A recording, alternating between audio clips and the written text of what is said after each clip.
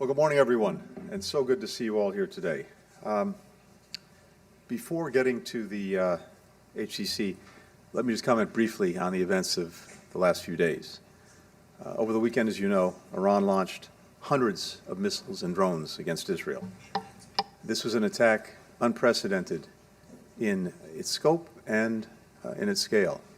In its scope, because it represented the first direct attack by Iran on Israel, and its scale, because, as I said, there were more than 300 munitions fired, including ballistic missiles, as well as land attack cruise missiles and drones. Thanks to Israeli air defenses, as well as support from other countries, including U.S. military assets, virtually all of the incoming projectiles were destroyed and shot down. As President Biden underscored to Prime Minister Netanyahu, the U.S. is committed to Israel's defense. And I think what this weekend demonstrated is that Israel did not have to and does not have to defend itself alone when it is the victim of an aggression, the victim of an attack. In the 36 hours since, we have been coordinating a diplomatic response to seek to prevent escalation. Strength and wisdom need to be the same sides, the different sides of the same coin.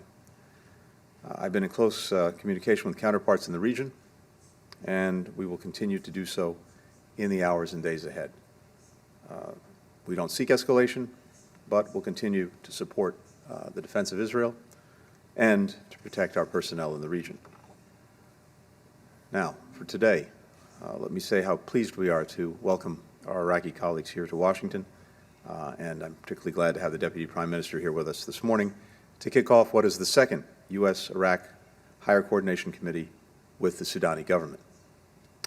We just had an excellent meeting with Prime Minister Sudani. I'm grateful to him for receiving us this morning, and of course we look forward to a meeting shortly between the Prime Minister and the President. But I think everything we're seeing today highlights the importance, the value we attach to the relationship between the United States and Iraq, a partnership that's genuinely 360 degrees in everything that it covers in bringing us together.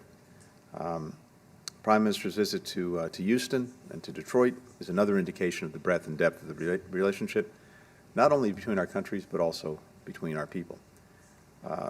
Through the HCC and the meetings today, we are working to strengthen and expand that 360-degree partnership.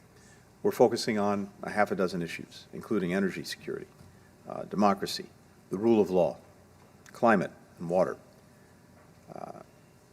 The American private sector remains very interested in engaging, in investing, in lending its expertise to Iraq, especially when it comes to energy.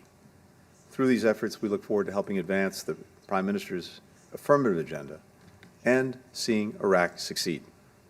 So, this HCC carries forward the vision of a long-term relationship of cooperation and friendship that was laid out in the 2008 Strategic Framework Agreement.